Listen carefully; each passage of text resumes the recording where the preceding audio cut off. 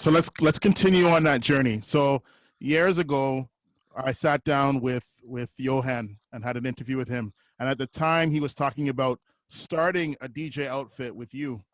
So I want to hear from you your perspective on how Ultimate Rejects came together. All right. So in about 2013, yeah, maybe just before my son was born in 2012 or so. Yeah. Yuan and I, well, we speak every day. Yes. As a matter of fact, we spoke before this meeting here, right? And we basically chat about everything, life, family, of course, music. Yes.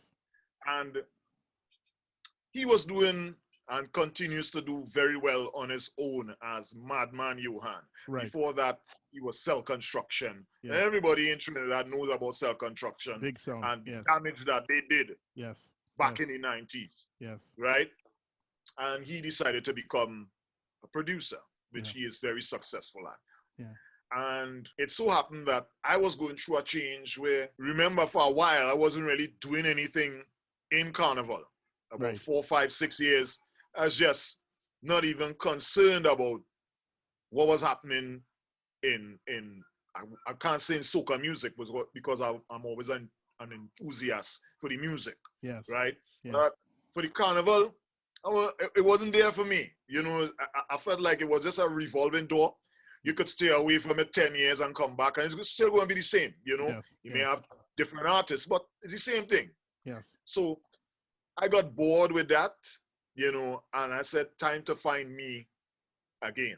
Yes. And what I want to do as a musician, as an artist. And then I started to produce. Mm-hmm. And Yuan helped me go through that entire process where he showed me the ropes, how to get started. Yeah. And we had conversations back and forth as to what we want to do with our music in Trinidad and Tobago, because we felt that after Carnival, and this is the point I'm trying to make. Mm-hmm. The music at that time, as the Carnival is over, you had to look forward to other carnivals and other promoters around the Caribbean and North America and Europe. Maybe somebody will go to Japan, now and then. Yeah. And that's that for the music until around October, November, when new music comes out. Yes. So that was the situation. And I didn't like that situation. Yeah. Because I felt that I could express myself for the whole year and keep my fans in tune to what I'm doing and keep that momentum so that when you drop music for Carnival, you already know who your audience is. Yes. You already have your audience because you're like ring on finger, as the old people say. Yes. Yeah. So I felt that disconnect, that 5, 6 months, that 7 months that you're away, and you have to now prove yourself again to people that you're good enough to be in a party and all these different things. That didn't make sense to me. It still doesn't make sense. Yeah. Just put out music, right? Now we have all the platforms to promote, and we could put out brand new music every day. Yes. And we don't necessarily have to get it played on the radio, but back in those days, that did not exist. Yes. Not like how it is now. Yeah. So we started to talk about how we're gonna, make things happen in terms of changing the mindset of our audience here in Trinidad and Tobago. And he started to experiment with the EDM vibe, a little bit of dancehall, a little bit of pop indie music. And again, with anything that is different, you would always get people's opposition. Yeah. People will super criticize it. Some people will say they don't want that at all because who wants change? Right. Yeah, me. Who wants a change? Nobody. Right. So we had a tussle back and forth when we put out music. People would say we don't understand it. I remember a dear friend of mine in the DJ fraternity said, who is your audience? Who are you targeting? I said, that's an honest question. I say, I am targeting anybody who is willing to take risk. Yes. Who is willing to, challenge themselves to appreciate something from an artist who they respect. Yes. Because if you respect me, I wouldn't try to give you something that isn't good. Yes, yes. It's different, but that doesn't mean it isn't good. Yeah. So based on all that experience, Johan and I, we were having a discussion. And he said, it's time for us to really team up. And we need a name. Yes. And I said to him, Rejects United. And he said, I like the name. Hung up. Yeah. Call him back. I say, bro, it ain't Rejects United no more. Ultimate Rejects. Yes. He said, I love it. Yeah. And in 2013 or so, that was the beginning of Ultimate Rejects as an, well, the initial idea was him being the DJ producer. I am the quote unquote mic man, artist. Yes. And then I started doing production. Yes. So then I started to be one of the producers now with Ultimate Rejects because Welcome to the Carnival, which was pre-Ultimate Rejects with Kerwin Dubois. Yeah. I did the production for that. Most people don't know. I didn't know that. Yeah. I wrote the song and did the production. Mad. Kerwin was shocked because everything went through Johan, because in this game, you need to understand certain things. Yeah. If I start producing, people go and say, well, you're an artist, you ain't a producer. Mm-hmm. So there would be that bias towards, I don't think that beat good enough, just because it's an artist that did it. Right, yes. But I did a smart thing, and I passed it through a reputable producer. Right, right. Not because Kerwin would not have believed, that's not the situation for this. Mm-hmm. Because Johan told him, hey, Max did this music. He said, wow. Because Kerwin being an accomplished producer himself and songwriter, he was impressed. He actually called me and said, good work, bro. Yes, yes. And of course, he loved the song. He said, the range that you're singing, I doubt I could make this in the studio. I said, Kerwin, come on, man. You could sing for the Angels. Yes. So if I could sing in his range, you could sing in that range. And what I learned with working on Welcome to the Carnival with Kerwin is that sometimes you have your music down pat for how you want a finished product to sound. And then when another influence comes in, change the entire imagery and texture of the song. Yeah. So I had to go back into that music and tailor make it for Kerwin. Right, yeah. And if it wasn't for Kerwin, that song would not have been as magical and festive as people know it. Yes. Because his involvement changed the entire thing. He had nothing to do with it from the aspect of what the beat should sound like, what the bass should sound, nothing like that. He just sang. Yeah.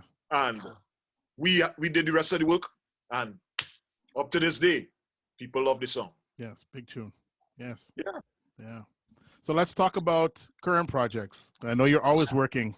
So, and I know about Legs, and I know that there must be some other things cooking. What's going on right now?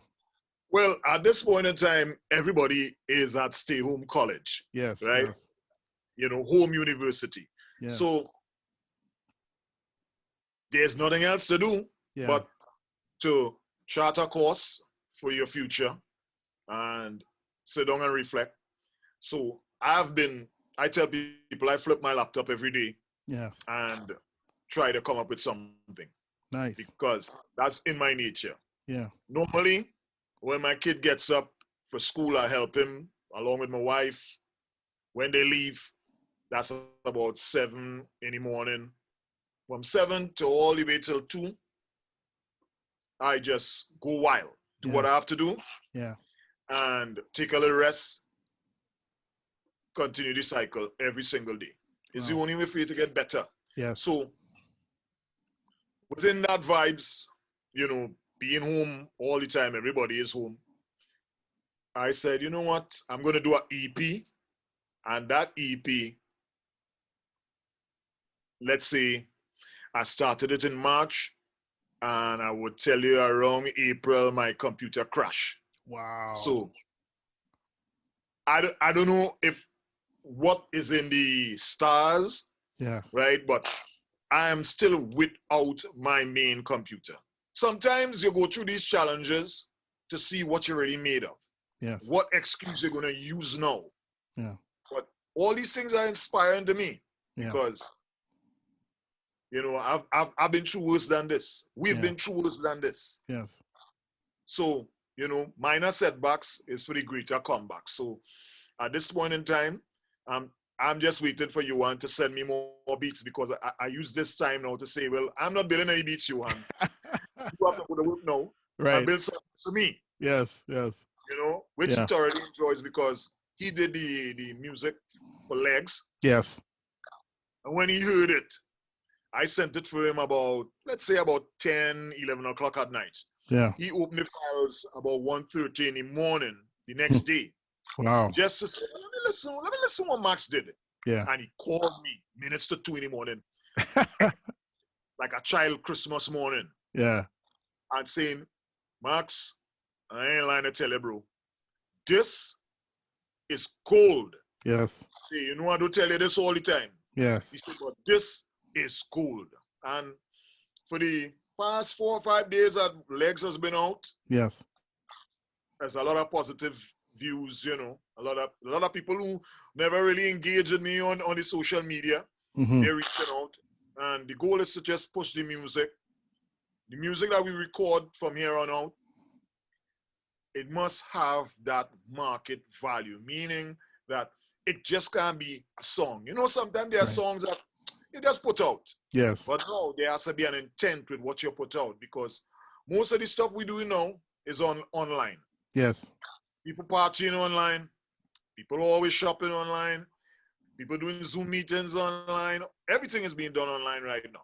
Yeah. So the music that you put out now needs to have that sort of staying power and marketability because you never know who is looking at your product. Yes. Because everybody's paying attention right now, right? You have the world at your fingertips, your grasp. Yes. You have everybody's attention right now. Yeah. So when we put out music, it is for not only for people musical enjoyment and consumption, but it's also for branding purposes, merchandising purposes. Yes. Right?